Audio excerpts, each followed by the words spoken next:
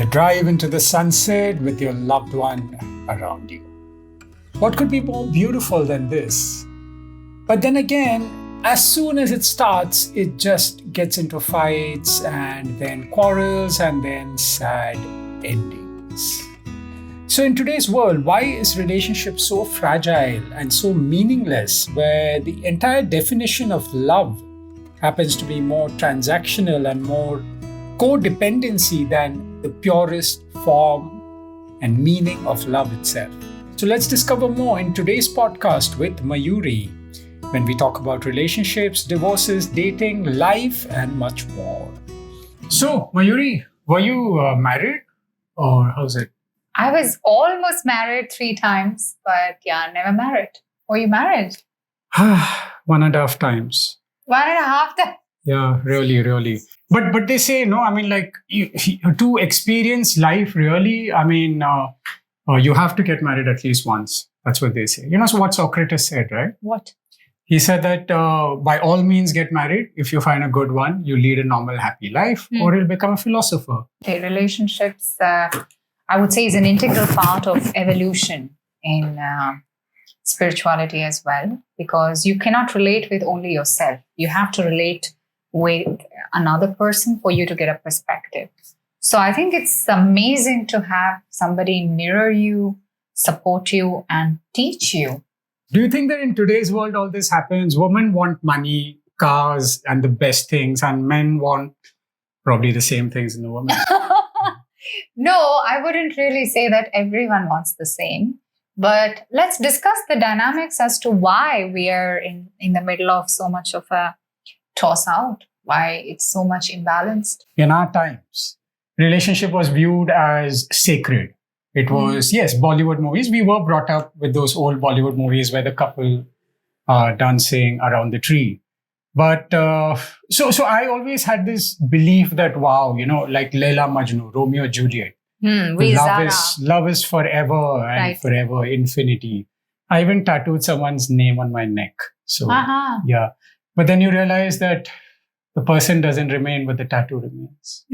It's like an imprint on your soul. Well, actually, my observation and experience has shown me that we are in changing times where there is not only one dimension of reality, which is what makes this particular timeline so interesting, because you have somebody who is experimenting with the relationship dynamics outside of the set rules that were given to them. But at the same time, I would say there is a deep yearning and realization of what has always remained immortal in our hearts. Okay. And those things go back to the archetypes, not only in Bollywood movies, I would say. If you even take our gods and goddesses, you have Shiva Parvati, you have Lakshmi Venkateshwara, you have Brahma Saraswati. So all of these duo basically teach you some things which is more than what our current relational dynamics allow us to experience.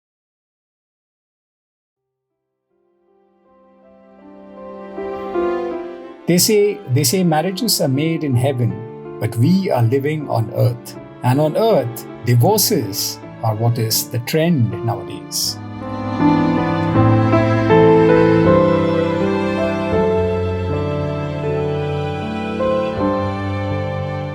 First way is we have to understand there are certain practical aspects, which is when we read into divorces as disasters, right, as failures, and which gives rise to coping mechanisms of finding something better, finding something more fulfilling, and like a formula for a success, or for success in relationship.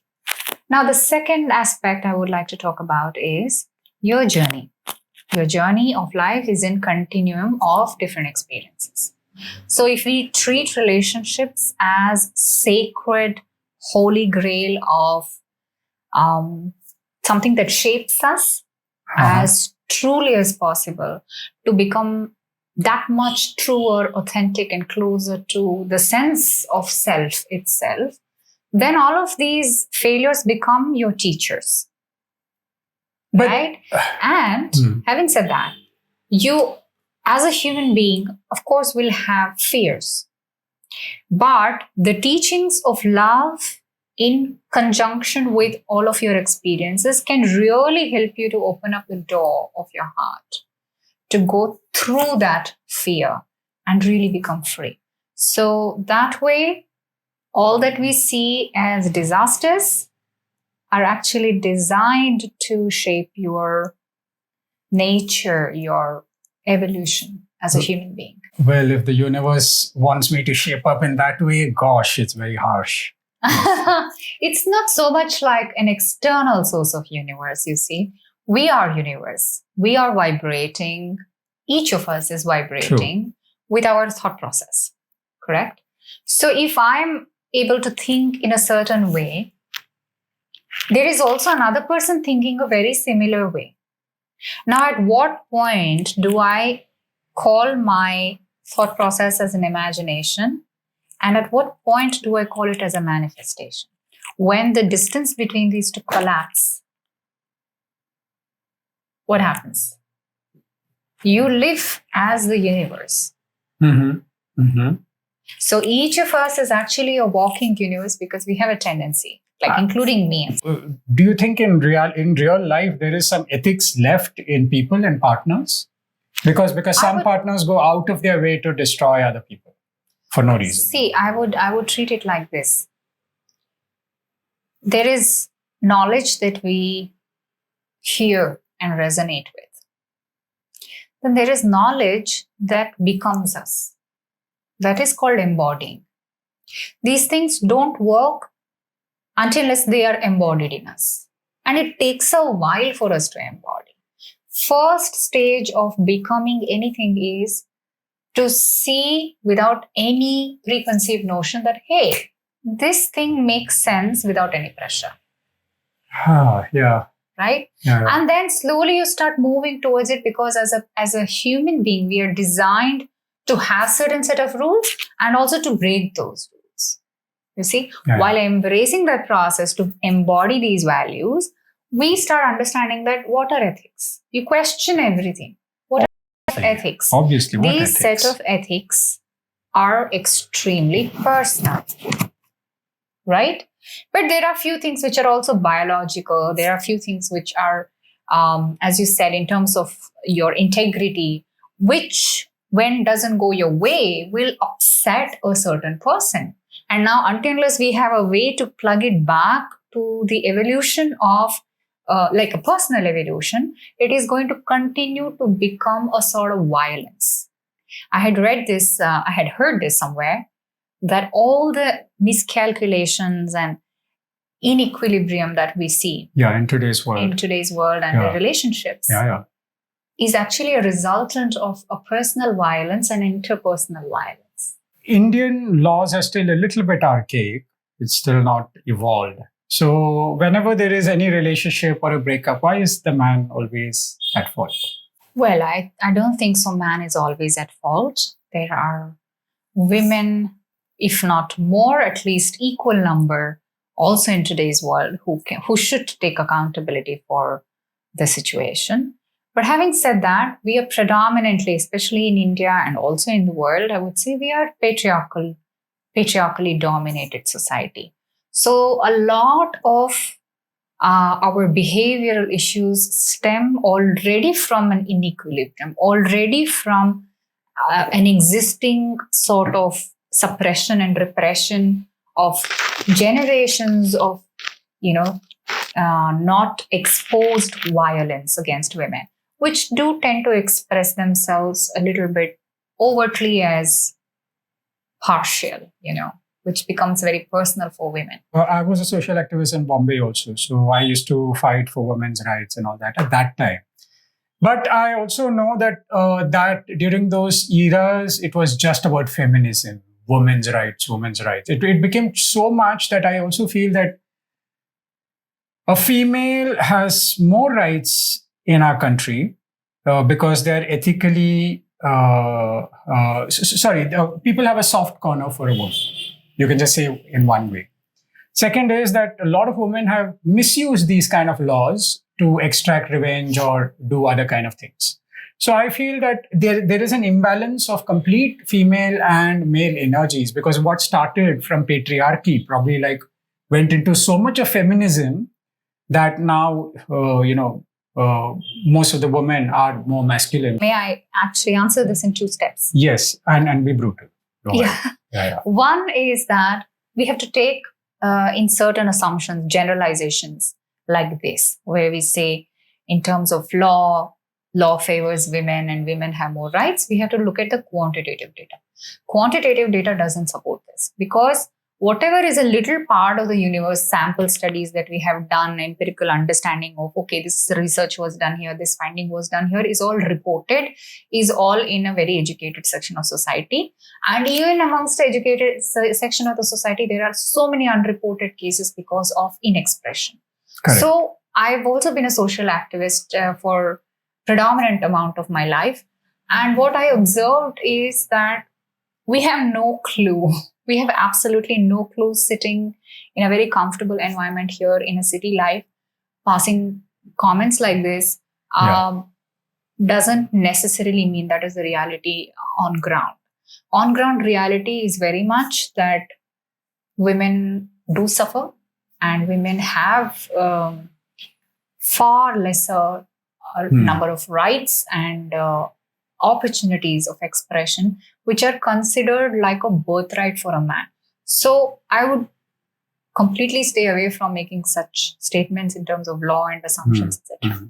Now, coming back to the second point that you noted, that the energy has shifted because every human being has both male and female energies. I feel that women have become more masculine. Not even more masculine, they are becoming toxic masculine. You know, I mean, I would love my woman to take charge of her life. I don't want codependency. I want her to be independent, go work. But now it's become toxic masculinity, I feel. One is, all of that, what we are discussing, is limited to a certain section of the society, which is liberated, has considerable number of rights of expression, experimentation, bold, and being the ability to advocate for themselves, etc., which is a very good advocacy for the rest of the population, I would say. Amongst that, yes, the dialogue has shifted from what needs to be given as equal importance to women has been now extrapolated in one direction, where the balance is lost. Okay. What I mean by that, balance is lost. Not sticking to the stereotypes alone. When we start characterizing something like, okay, why should I only keep long hair? Why can't I keep short hair and still be a female? There are no certain such rules which will say that if you keep short hair, you are not a female. Not a woman. But cumulatively, if you see, there is an inner sense of femininity. All kinds of things come into picture. But there is a delicate balance of energies, right? You pointed out to the intrinsic nature of a man and a woman. Yes. Now, forgetting the sexes of a man and a woman, forget the chromosomes, just come to the aspect of Shiva Shakti or consciousness and the energy. All things that we see are energy. Of course. Now, if energy has no structure, what happens? It just flows, or it goes more dark. Another expression for that would be chaos. Chaos, yeah. May we call it chaos? Yeah, chaos, yes. So now do you see that women are built in a structure in such a way that they have intrinsic wiring of energy per se, yes, which needs another expression of the energy itself, which is called a structure, which comes from the man, which is consciousness. So there is a placeholder and there is an associated form of energy. Yeah, that's what. Shiva and Shakti. Because Shiva Yes. cannot, is nothing without Shakti. It cannot create without Shakti. Yes. So both have to go and balance. But in today's world, relationships have become so skewed in a way that a man has become more feminine and a woman is becoming more masculine. You know why? It has gone out of order because there is a history of violence without stepping into the power, the feminine, which gave a lot of time for the masculine to lead.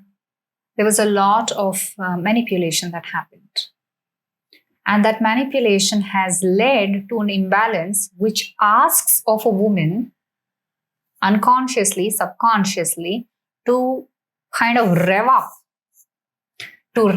in such a way that it wants to contrast. Sometimes when you're not in consciousness or when you're not consciously making decisions, you try to one up the person. Yes. Right? And that one-upmanship can give you gratification, like a momentary satisfaction. But my question is, if just a gratification is there, then the fight continues. You can have umpteen number of debates, endless number of conversations, endless number of relationships, but you will not find something which is very crucial, what we are looking for, and which is intimacy. Yes. Togetherness. Peace, intimacy, union. Yes. Harmony. There are manipulative men, there are manipulative women. Both have been wounded. It's not a concept that, okay, one amongst the human race, one is extremely immaculate and one is extremely holier than thou and very pious, and the other one is a perpetrator. Now, both have gotten into a flux in such a way that we have to stop fighting with each other and pulling each other's hair, saying, you are the perpetrator, you are the perpetrator, you are the problem-causing woman, you are the problem-causing man. And just start shifting the focus inward to really balance these energies within ourselves. Because there are many examples. We can address this in many ways. I've had relationships. Now, 3-4 relationships that did not work. Now I can sit down and I can try to analyze this was manipulative, that person was bad, and this person took away my years of life. What is my state? My state, I am responsible for. The other person's state, I'm not responsible Obviously, for. You can only take care of yourself. Yes. Yeah. But situationally, am I going to be dumb and start worshipping the other person? Not till the time you're either manipulated or you get the brunt of the situation. Yeah. I'm saying after you get the brunt of the situation, what is your approach? Initially, of course, you will be resentful. You have your own process of healing and integrating, etc. Because we are looking for latches. We are looking for missing pieces in other people. We are traumatized, so we want to pass this trauma on to other person as a part of revenge. Yeah. So what is happening is, in the bigger circle around, now innocent people are being bombarded with these kind of actions from people who have been wronged at one point of time. Now the cycle has shifted so much that you can't really unplug it saying this is how it started. Which is why a good-looking man or a good-hearted man gets deceived by a woman who was wrongly used at one point of time. Likewise, vice versa. You shift the situation. Now, the only way it can be capped is somebody has to stop. Somebody has to step out of this entire cycle. You remember that visual where there is a fire that is caught on from one matchstick next to each other, Jason? One matchstick you remove from the entire equation. The fire stops there. So this is about the accountability where, despite, I'm not talking about extreme amount of abuse. I'm not talking about physical battering where a person has been almost not only violent, but also I'm talking about emotional abuse. Like a social malady or something. Yeah. I'm talking about like emotional injunctions that we keep on impressing upon other people. Yes, I've also met some really bizarre situations. I've been handed out some of the most difficult, unpalatable relationships. But what I've learned is you cannot heal and move forward until and unless you finally take the responsibility in your own hands as to what part of you resonated with that. Absolutely. Because ultimately, it takes two to tango, right? But it's a hard pill to swallow that if I was being manipulated, there is a part of me which was not getting healed, and I was looking for that kind of a neediness. Closure. I was looking for that validation. And this is what I would call as alchemy of self, where you transform your pain into your power. And the catch is, Vikram, it's not as easy as I said. Of course. I'm aware of it. I'm fully aware of it. Yeah. I have embodied it, but at the same time, I've also had many episodes where you kind of fall down, where you kind of face your own fear that, my goodness, I've come across now a very good man. But at the same time, there is a fear triggered, okay, because of your past experiences. Now, I'm not going to beat up myself saying that, oh, I'm getting triggered, I'm not yet healed. What part of the shadow is still alive, which is making me not believe it? What I did was that 8 years, I have not dated anybody. I've had a lot of friends. I started loving myself. Because only when you love yourself to the fullest can you be able to give love back to someone else. And I don't want to be another energy vampire. And neither do I want to leave my ascension of energy and let someone else drain it. There is subconsciously a fear that I don't want to get into nonsense again. Right. May I just tell you from what I have seen as a click of the thing, what really pushes the button forward is that only when you dare to go beyond that fear, only when you almost know that, yes, it can lead to this heartache once again. Yes. And you sign up for it. Yeah. Will you be able to come out the other way Yeah. successfully?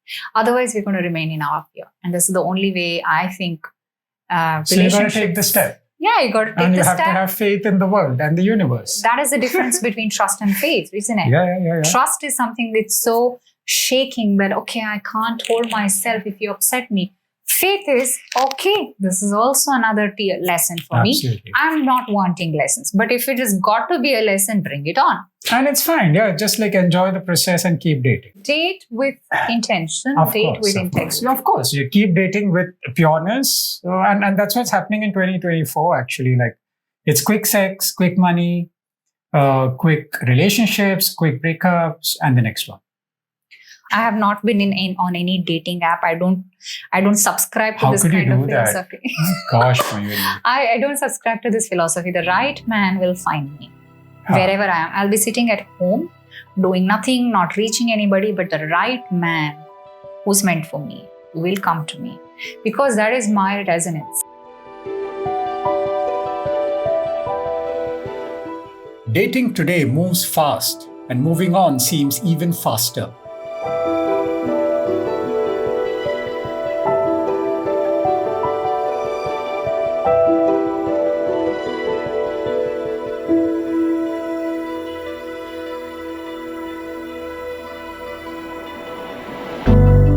The true meaning of freedom is often lost, misused without conscience. In this chaos, pause, look within, love yourself, and build meaningful relationships that nurture your soul and cherish the bond you share with your loved one. True freedom begins with love, starting from within.